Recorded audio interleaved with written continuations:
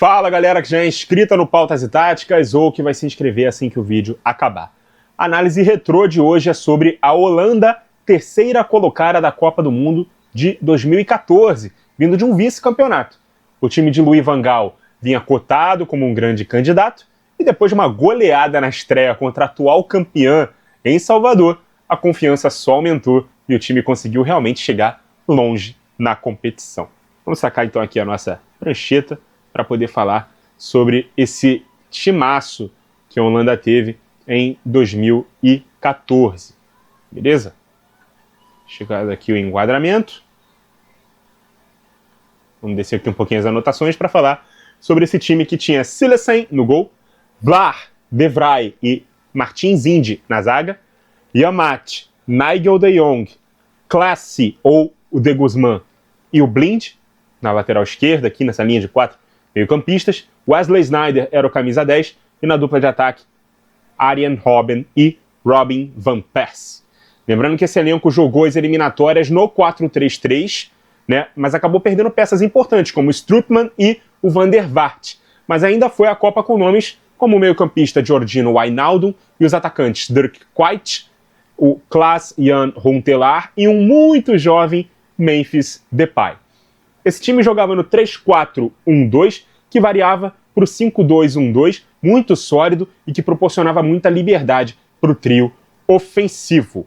A saída de bola é bem simples. Se você tem 3 zagueiros, você não precisa recuar um volante ou segurar um lateral numa saída de 3, porque você já tem 3 jogadores posicionados e com qualidade de passe por lá.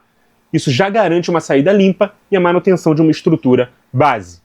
A utilização dos laterais era diferente dependendo do lado em que se atacava. O Blind era um jogador muito versátil. Ele poderia jogar tanto como um ala clássico, quanto como um zagueiro aberto, quanto como também um lateral invertido, compondo o meio-campo. Se a saída fosse pela esquerda e o Blind subia, o Yamat ficava na primeira linha, com o trio balançando e a zaga fechando o corredor, compondo assim uma momentânea linha de 4. O Sneijder atacava a última linha também à esquerda, vindo de trás, e o Van Persie ataca o segundo pau à direita. Beleza? Nesse momento o Robben abre pela direita como um ponta clássico, e o time se assemelha a um 4-2-4, a moda antiga. Beleza? Isso aqui é uma variação tática, tá? Não é um sistema base. Se a subida fosse pela direita, e agora eu vou botar todo mundo nas suas posições normais, pra gente falar da diferença. O Yamat subia atacando o corredor e o Blind apoiava por dentro, formando um losango com o De Jong mais recuado e o De Guzman ou o Clasie à direita. O Sneijder poderia ser ou esse vértice mais avançado, com o Van Persie ao lado do Robben, centralizados, ou o Van Persie abria à esquerda e o Robben ganhava mais liberdade atacando centralizado por dentro, especialmente quando o time contra-atacava, beleza? Essas variações flutuavam entre o 3-3-2-2, assimétrico, e o 3-3-1-3, também chamado de 3-4-3, com o losango de meio campo, beleza? Em algum momento da Copa, o Van Gaal queria um time mais vertical pelos lados e técnico no meio campo, porque muitas vezes os zagueiros apelavam para as ligações diretas e bolas longas. Então o técnico sacou o De Jong do time, centralizou o Blind ao lado do De Guzman na dupla de volantes e introduziu o Kongolo na ala pela esquerda.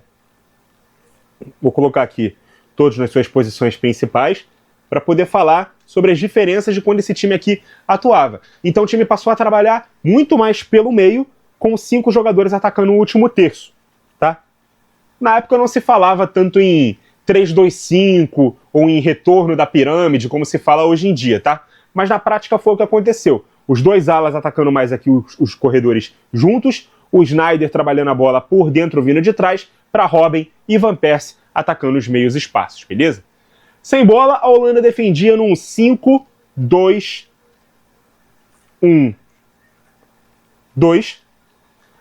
variando também para o 5-3-2, se o Sneijder recuasse junto aos volantes da esquerda. Mas normalmente ele ficava como um elo para os atacantes que abriam bastante pelos lados. Porém, com uma linha de 5 já posicionada, eles não precisavam ficar acompanhando o lateral. O Van Gaal ordenava que os laterais dessem o bote no portador da bola E aí o restante da defesa basculava para proteger as costas desse lateral que subiu, né? Para dar o bote. Do outro lado, acontecia a mesma coisa. Lateral subia, defesa basculava. Beleza? Vamos falar um pouco sobre a campanha da Holanda naquela Copa do Mundo.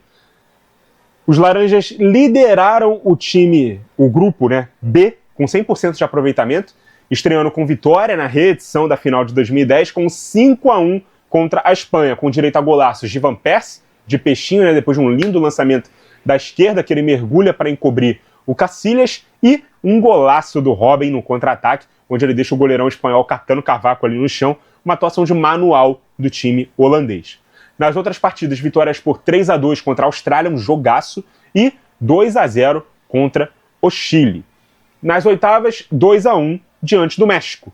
Nas quartas, 0-0 contra a surpreendente e forte defensivamente seleção da Costa Rica, e na disputa por pênaltis, a histórica troca ali do Van Gaal do Silesen pelo Tjen Krul no gol, que deu certo, porque o arqueiro, né, pegou o pênalti e a Holanda venceu por 4-3.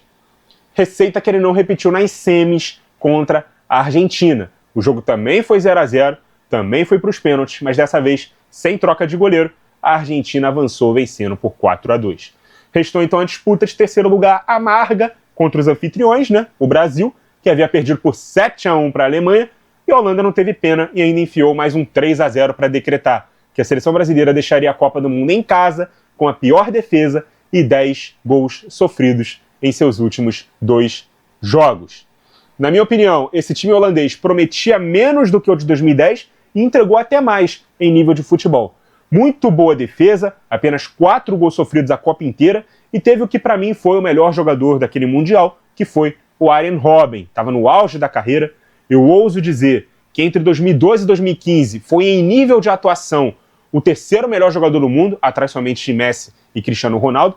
E não digo isso porque eu sou fã. Eu sou fã porque durante esses anos ele jogou tudo isso de bola. Depois as lesões acabaram fazendo o nível dele baixar, normal, mas especificamente nessa Copa, ele foi muito mais do que simplesmente o ponta-direita canhoto que cortava para dentro e finalizava com a perna boa. Foi a versão mais completa e livre do Robben na carreira. E ninguém jogou mais bola que ele naquela Copa do Mundo, na minha opinião, beleza? Depois da Copa, o Van Gaal assumiu o Manchester United como treinador e a Holanda acabou não indo para a Copa de 2018, depois de 2 semis consecutivas. Em 2022 voltou a ser eliminada nos pênaltis para a Argentina, dessa vez nas quartas de final, e em 2026 estará no grupo F com Japão, Suécia e Tunísia, grupo que vai cruzar com o grupo do Brasil na segunda fase. Então sim, poderemos ter Brasil e Holanda já no primeiro mata-mata desse Mundial. Muito obrigado a você que acompanhou o vídeo até aqui. Continue ligado no Pautas e Táticas. E até a próxima!